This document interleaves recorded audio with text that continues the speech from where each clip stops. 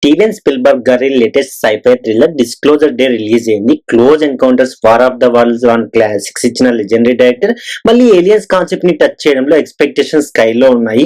మరి ఈ cinema just ఇంకో ఏలియన్ ఫిల్మా లేదా స్పిల్బర్గ్ తన మార్క్ని చూపించారా లేదా అనేది ఈ రివ్యూలో చూద్దాం. ప్లాట్ విషయానికి వస్తే డానియల్ అనే సైబర్ సెక్యూరిటీ ఎక్స్పర్ట్ దగ్గర ఏలియన్స్ కి సంబంధించిన కాన్ఫిడెన్షియల్ ఇన్ఫర్మేషన్ అయితే ఉంటుంది.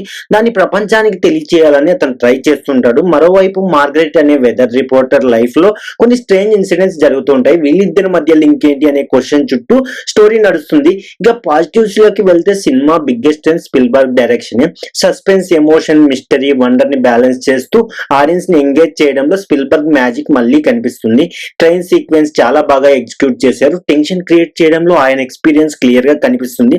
పర్ఫార్మెన్సెస్ గురించి చెప్పాలంటే ఎమిల్ బ్లెంట్ సినిమాకి మేజర్ హైలైట్. మార్గరెట్ క్యారెక్టర్ లో కామెడీ, ఎమోషన్, కన్ఫ్యూజన్, ఇంటెన్సిటీ చాలా ఎఫర్ట్లెస్ గా పోర్ట్రే చేసింది. జోసెఫ్ ఓకానర్, కాల్మన్ డొమింగో, కాలిన్ ఫర్త్ లాంటి యాక్టర్స్ కూడా మంచి పర్ఫార్మెన్స్ ఇచ్చి సినిమాకి మేజర్ అడ్వాంటేజ్ గా నిలిచారు. మ్యూజిక్ అండ్ సౌండ్ డిజైన్ విషయానికి వస్తే జాన్ విలియమ్స్ స్కోర్ సినిమాకి పెద్ద అసెట్. ఈ మ్యూజిక్ మూవీని ఎలివేట్ చేయడంతో పాటు మూమెంట్స్ లో టెన్షన్ ని కూడా బాగా బిల్డ్ చేస్తుంది. సౌండ్ డిజైన్ ఓవరాల్ ఎక్స్పీరియన్స్ ని ఇంకా ఇమ్మర్సివ్ గా చేసింది. ఇంకొక ముఖ్యమైన విషయం, స్పిల్బర్గ్ మూవీ అంటే ఊరికే ఉండదు. ఆయన ఎక్స్ప్లోర్ చేసే థీమ్స్ కి సెపరేట్ ఫ్యాన్ బేస్ ఉంది. ఈ సినిమాలో ఏలియన్స్ ఎగ్జిస్టెన్స్ గురించి మాత్రమే కాదు, ఏలియన్స్ నిజంగా ఉన్నారని తెలిస్తే హ్యూమానిటీ ఎలా రియాక్ట్ అవుతుంది, ట్రూత్ ని ప్రపంచానికి చెప్పడం కరెక్టా లేదా, కొన్ని నిజాలు సీక్రెట్ గా ఉండడమే బెటర్ అని ఇంట్రెస్టింగ్ క్వశ్చన్స్ ని రేస్ చేస్తుంది. Faith, religion, government secrecy, information control లాంటి కాన్సెప్ట్ ని కూడా న్యాచురల్ గా బ్లెండ్ చేయడానికి ట్రై చేశారు. దీనివల్ల సినిమా అయిపోయిన తర్వాత కూడా కొన్ని డిస్కషన్స్ ఆడియన్స్ మైండ్స్ లో ఉండిపోతాయి. ఇప్పుడు నెగిటివ్స్ మాట్లాడుకుందాం. మేజర్ గా సైఫై లాజిక్ ఇష్యూ. నిజంగా సినిమాలో కొన్ని పవర్స్, టెక్నాలజీస్, రెవల్యూషన్స్ కి ప్రాపర్ ఎక్స్ప్లెనేషన్ ఉండదు. కొన్ని సీన్స్ లో లాజిక్ కన్నా కన్వీనియన్స్ ఎక్కువ కనిపిస్తుంది. విలన్ క్యారెక్టర్ నోవా స్కాన్ వెనుక స్ట్రాంగ్ మోటివ్ ఉన్నట్టు సినిమా రిపీటెడ్ గా హింట్ ఇస్తుంది. కానీ ఆ మోటివ్ ఏంటో ఆ ప్రాపర్ క్లారిటీ ఉండదు. సో దానివల్ల క్యారెక్టర్ పూర్తిగా డెవలప్ అవ్వలేదు.